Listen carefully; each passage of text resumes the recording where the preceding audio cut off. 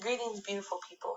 My name is Christina Garcia Foster, and I am grateful for the opportunity to present a law relative to health. The selected law is the Hippa law.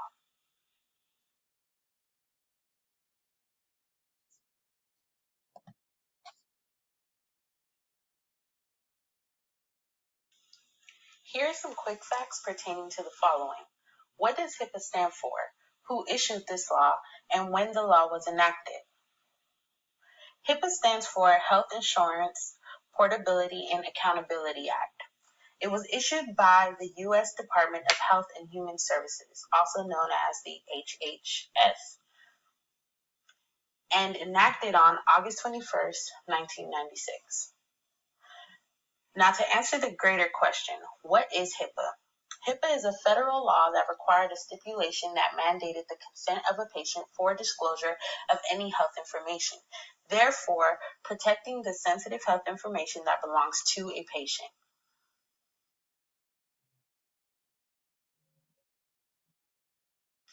Some examples of those who are expected to comply with HIPAA regulations include health providers, healthcare clearinghouses, and health plans.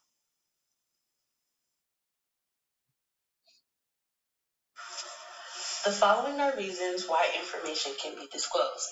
The 6 points are the individual, treatment, payment, and healthcare operations, the individual's opportunity to agree or object, uses or disclosure incident to an otherwise permitted use or disclosure, public interest and benefit activities, and lastly, limited data set for the purposes of research, public health, or healthcare operations. CDC defines permitted disclosure as the information can be, but is not required to be shared without individual authorization. The CDC further defined protected health information, which includes demographic information collected from an individual, and one is created or received by a healthcare provider, health plan, employer, or healthcare clearinghouse, and two relates to the past, present, or future physical or mental health or condition of an individual. The provision of health care to an individual or the past, present, or future payment for the provision of health care to an individual. Sub 1, that identifies the individual, or sub 2, with respect to which there is a reasonable basis to believe the information can be used to identify the individual. We will now draw our focus back on the 6 points. The individual is allowed to inquire about their own health information, and the entity is permitted to disclose the information. In regards to treatment, treatment requires coordination, provision, and management of healthcare. In order for payment to be provided to the healthcare provider for the completed treatment, communication has to take place. Healthcare operations is a combination of quality assessment and improvement activities, competency assurance activities, quality assurance related to reviews, audits, and legal services that may include fraud. The individual must be given the opportunity to agree or object to the disclosure of their information. However, in the case an individual happens to lose consciousness and cannot answer for themselves in the moment, then a decision will be made on their behalf. When it's related to the public, interest purposes, and for benefit activity, in addition to research purposes, disclosure is permitted when the information is required by the law. This may look like instances of public health activities, reporting of abuse, neglect, or domestic violence, health oversight activities, judicial and administrative proceedings, law enforcement purposes, circumstances related to deceased individuals, cadaveric organ, eye, tissue donation, and research in any systematic investigation. Because HIPAA is a law, there are consequences if an entity violates an individual's rights. Here's the process. Filing a complaint can be done in a written form. On the Hippa website, there is an OCR complaint portal available to complete the complaint online.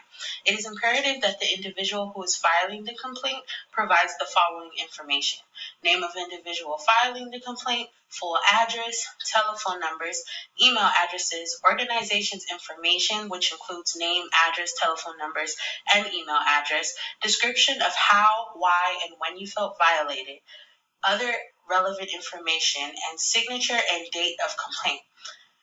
In order for an investigation to take place, a complaint must be filed in 180 days of the violation, and it has to be deemed that a covered entity or business associate violated an individual's rights. After an investigation and the party is responsible for the violation, then the following options are to happen. 1. The entity must voluntarily follow the HIPAA rules. 2. Implement corrective action. And 3. Make a settlement agreement. If the stated are not followed, then civil money penalties may be applied.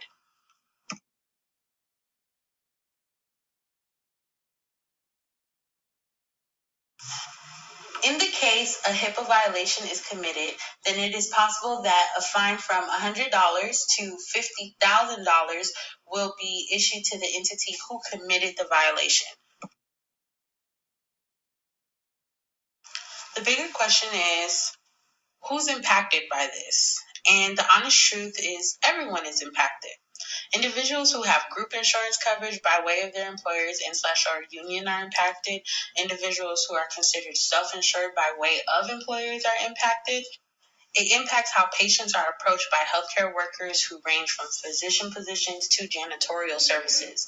In addition, insurance companies, healthcare providers, and patients are impacted. This presentation spoke on HIPAA, what it is, when it was established, and by who is expected to comply, circumstances where disclosure of information is permitted, what to do in the case one feels their HIPAA rights have been violated, and the consequences an entity faces when this happens, and lastly, who is impacted. Thank you so much for your time and your patience.